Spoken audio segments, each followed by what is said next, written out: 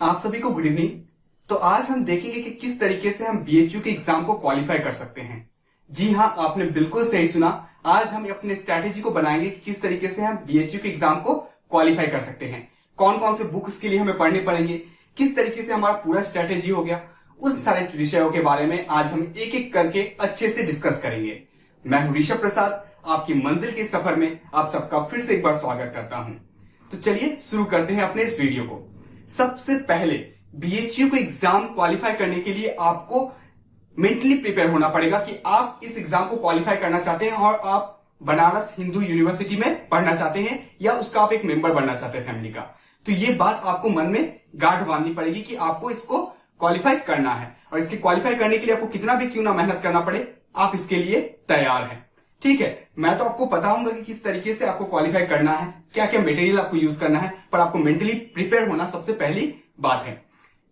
उसके बाद आप क्या करेंगे, सबसे पहले हम देख लेते हैं बीएचयू के जो एंट्रेंस एग्जाम होते हैं। मैंने आपको प्रीवियस वीडियो में अच्छे से बता दिया है कि क्या क्या उसके हमारे सिलेबस है, हमने इसके बारे में अच्छे से डिस्कस किया।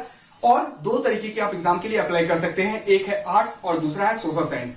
ये मैं ह्यूमैनिटीज के बच्चे के लिए कह रहा हूं, कोई दूसरे बच्चे के लिए नहीं, या कोई दूसरे स्ट्रीम के लिए नहीं। ह्यूमैनिटीज के बच्चे जो एक आर्ट्स के लिए अप्लाई कर सकते हैं, एक सोशल साइंस के लिए अप्लाई कर सकते हैं।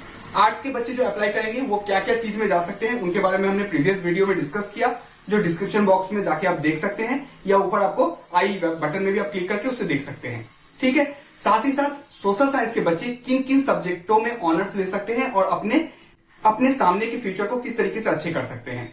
तो दोनों ही एग्जाम के लिए जो पेपर होते हैं वो बिल्कुल सेम होते हैं, एग्जाम अलग होते हैं। दोनों के लिए आपको फॉर्म अलग भरना पड़ता है, एग्जाम अलग देना पड़ता है, बट सिलेबस सेम है। तो उनके लिए हम किस तरीके से अपने प्रिपरेशन को करें, इसके बारे में आज हम देखेंगे। ठीक है, सबसे पहला जो आपका काम है वो क्या करना है, अरिहंत के बीए एंट्रेंस एग्जाम 2021 इस बुक को आपको परचेस करना है। ऑनलाइन आपको ये बुक फ्लिपकार्ट या अमेजन दोनों पे ही अवेलेबल है। लगभग 200 से 250 इसका प्राइस होगा। इसके अंदर ही इसका कोई प्राइस रेंज है, मुझे अभी करंटली का पता नहीं। ठीक है, ये बुक मेरे पास था, मैंने एक भाई को दे दिया पढ़ने के लिए, इस वजह से मेरे पास अभी नहीं है, तो मैं आपको दिखा ही देता। स्क्रीन में इसके पिक्चर को आप देख पा रहे होंगे। तो ये बुक को जो अरिहंत बीए एंट्रेंस एग्जाम 2021, इसको नोट डाउन कर लीजिए। इस बुक को आपको क्या खरीदना है, खरीदना है। खरीदने के बाद क्या करना है, आपको इस बुक से आपको ये फायदा होगा कि इसमें आपको सॉल्व क्वेश्चन पेपर मिल जाएंगे प्रीवियस ईयर के। 1-2 साल के आपको इसमें क्या मिल जाएंगे, सॉल्व क्वेश्चन पेपर मिल जाएंगे। तो आप उन पेपरों को पहले सॉल्व करिए। साथ ही साथ इसमें बहुत सारे अलग अलग आपको क्या रहते हैं, जो क्वेश्चन बैंक है वो दिए होंगे, उनको भी आप सॉल्व करिए।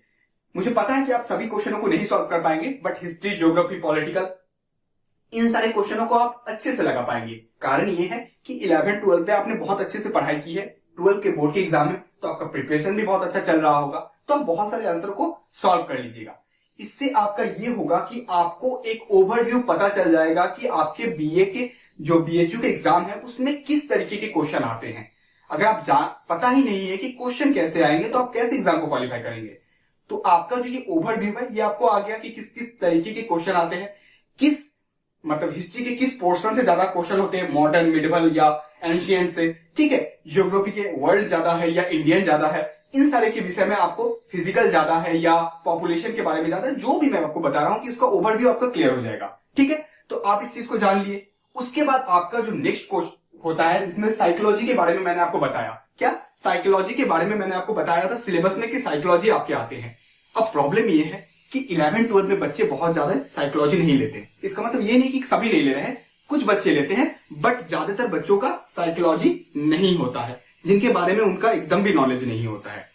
तो इसके लिए मैंने आपको जो कहा, अरिहंत का जो आप बुक यूज करेंगे, इसमें आप साइकोलॉजी के भी क्वेश्चनों को बहुत सारे सॉल्व कर लेंगे, जिससे आपको पता चल जाएगा कि साइकोलॉजी में क्वेश्चन कैसे आते हैं। दूसरा काम साइकोलॉजी के सारे क्वेश्चनों को सॉल्व करने के लिए क्या है, आपको एनसीईआरटी 11 और 12 एनसीईआरटी बुक के समरी को आप डाउनलोड कर लीजिए।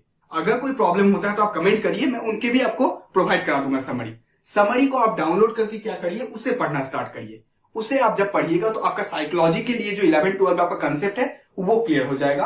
और बीएचयू में बहुत डीप से साइकोलॉजी को नहीं पूछा जाता है, हल्का ऊपर से जाता है, जो आपको समरी और प्रीवियस ईयर क्वेश्चन काफी है। और अरिहंत की गाइड बुक में भी, यही बुक में जो आपको एक्स्ट्रा क्वेश्चन होंगे वो आपके जो कंसेप्ट को है बिल्कुल क्लियर कर देंगे। उसके बाद हम दूसरे अपने पॉइंट पे आते हैं, इकोनॉमिक्स। ये एक बहुत मजेदार सब्जेक्ट है, ठीक है, और थोड़ा स्ट्रांग भी है, मतलब इसमें आपको अच्छा पढ़ना पड़ेगा। अब बात है कि बहुत सारे स्टूडेंट है इकोनॉमिक्स 11 और 12 में, जो नेशनल इनकम, जितने भी कर्व होते हैं, उन सारी चीजों के बारे में वो अच्छे से जानते हैं, ठीक है, कब डिफिसिट होता है, तो ये सारे चीजों के बारे में वो जानते हैं और वो सॉल्व कर लेंगे। जिन बच्चों का इकोनॉमिक्स नहीं है उनके लिए भी सेम कंसेप्ट, वो अरिहंत के बुक के क्वेश्चनों को लगाए, उन्हें पता चल जाएगा कि इकोनॉमिक्स के कैसे क्वेश्चन आते हैं। उसके बाद 11-12 की बुक के समरी को वो भी डाउनलोड कर ले और थोड़ा उसको पढ़े, ठीक है। अभी से थोड़ा सा करके आप करेंगे तो एग्जाम आते आते आपका पूरा कंप्लीट हो जाएगा। अभी भी कम से कम 2-4 महीना बाद ही एग्जाम होगा, 2-3 मंथ तो कम से कम, कि कोरोना का जो कंडीशन चल रहा है, मुझे नहीं लगता कि 2-3 महीने मतलब मंथ से पहले वो ठीक होने वाला है। तो वो 2-3 महीने के लिए आपका स्ट्रेटेजी है, जिसमें आप क्या करें, समरी को पढ़े और प्रीवियस ईयर क्वेश्चन लगाए, इससे आपका इकोनॉमिक्स भी क्लियर हो जाएगा। अब आपने क्या किया, हिस्ट्री और ज्योग्राफी और पॉलिटी, इन तीनों के लिए आपने प्रीवियस ईयर के क्वेश्चन तो लगाए, और आप अभी पढ़ भी रहे हैं 12 एग्जाम, मतलब 12 के एग्जाम के लिए, तो हिस्ट्री, ज्योग्राफी और पॉलिटी, इन तीनों में आपका पकड़ अच्छा होगा। आप खुद देख पाएंगे कि आप कितने सारे क्वेश्चनों को सॉल्व कर पा रहे हैं जो प्रीवियस ईयरली पूछा गया था। समझ रहे हैं ना? तो जितने भी क्वेश्चन पूछे गए थे उनको आप सॉल्व कर पा रहे हैं। अब इससे एक चीज देखना है, और भी कुछ क्वेश्चन जो आप सॉल्व नहीं कर पा रहे हैं, उनके लिए आपको क्या करना पड़ेगा, उनके लिए आपको 6, 7, 8, 9, 10, 11 इतने सारे बुक पढ़ना पड़ेगा। उससे अच्छा है आप एक लूसेंट का बुक खरीद ले। कौन सा बुक? लूसेंट का बुक। मैं आपको दिखाता हूं। ये जो लूसेंट का बुक है, इंग्लिश मीडियम और हिंदी मीडियम ये दोनों में ही आता है। आपको जो पसंद है आप उसको खरीद ले, जो आपको लैंग्वेज इजी लगता है। ये बुक आप अगर खरीदते हैं तो ये यूपीएससी तक आपका काम में आएगा। ये बुक इतना अच्छा है। लगभग इसका प्राइस टैग पड़ जाता है 250 के करीब पड़ता है। इसमें 216 है मगर थोड़ा बढ़ गया है, 250 के करीब में आपको ये बुक आ जाएगा, जो यूपीएससी तक आपका काम में आएगा। और इसमें हर सब्जेक्ट डिस्क्रिप्टिव में लिखे हुए हैं, देख पा रहे हैं ना आप? डिस्क्रिप्टिव में इस बुक में सारे अच्छी तरीके से चीज लिए हुए हैं, तो आप इस बुक को परचेस कर ले लूसेंट के। लेकिन इसमें इतना मोटा है, इतना कुछ पढ़ने की जरूरत नहीं है आपको। इसके लिए आपको क्या करना पड़ेगा, इसके लिए आप जो प्रीवियस ईयर क्वेश्चन को लगाए हैं अरिहंत से, उसको आपको एक व्यू मिल जाएगा कि कितने आपको हिस्ट्री के पढ़ने हैं, वर्ल्ड ज्योग्राफी पढ़ना है या इंडियन ज्योग्राफी पढ़ना है, पॉलिटिकल के किस विषयों को आपको ज्यादा पढ़ना है। उन सारे विषयों को आप उसमें से चूज कर कर पढ़िए। सिलेक्टिव पढ़िएगा तो ही आप विजेता कहलाइएगा। ऐसा नहीं कि लेके रट रहे हैं, कुछ नहीं होगा। आपको सिलेक्ट करना पड़ेगा या सिलेक्टिव कुछ पढ़ना पड़ेगा कि ये ऐसा अगर आप पढ़ते हैं तो आप क्वालिफाई करेंगे। और इंटेलिजेंट लोग जो लोग क्वालिफाई करते हैं वो बहुत ज्यादा नहीं पढ़ते, वो अपने ब्रेन का अच्छा उपयोग करते हैं, ठीक है ना? तो यही तरीके से आप करिएगा।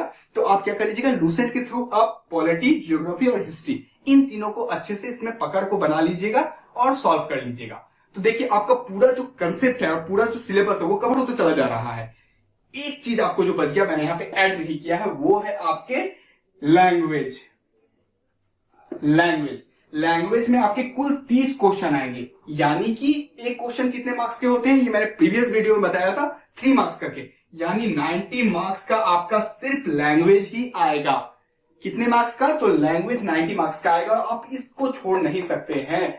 जिन बच्चा का इंग्लिश या हिंदी खराब है वो उनके लिए मुश्किल है, तो उनको एक सब्जेक्ट में अपनी पकड़ बनानी पड़ेगी। या तो आप इंग्लिश चूज कर सकते हैं या हिंदी चूज कर सकते हैं, उसमें कोई बैरियर नहीं है, बट एक सब्जेक्ट के ऊपर आपका पकड़ अच्छा होना पड़ेगा। जैसे कि आप ये 90 में कम से कम 60-70 ले आए। अगर आप ऐसा कर लेते हैं तो आपके और आपके बीएचयू के बीच का जो राह है ये बहुत क्लोज हो जाएगा और आप उसके एकदम करीब चले जाएंगे। और वादा मैं करता हूं आपसे कि आप टॉप 100 के अंदर आएंगे, ठीक है? और अब एक बार अगर टॉप 100 के अंदर आ गए तो आपको जो मेन कॉलेज है उसमें आपको मिल जाएगा। जो मैंने बताया कितना सीट है प्रीवियस वीडियो में बता चुका हूं।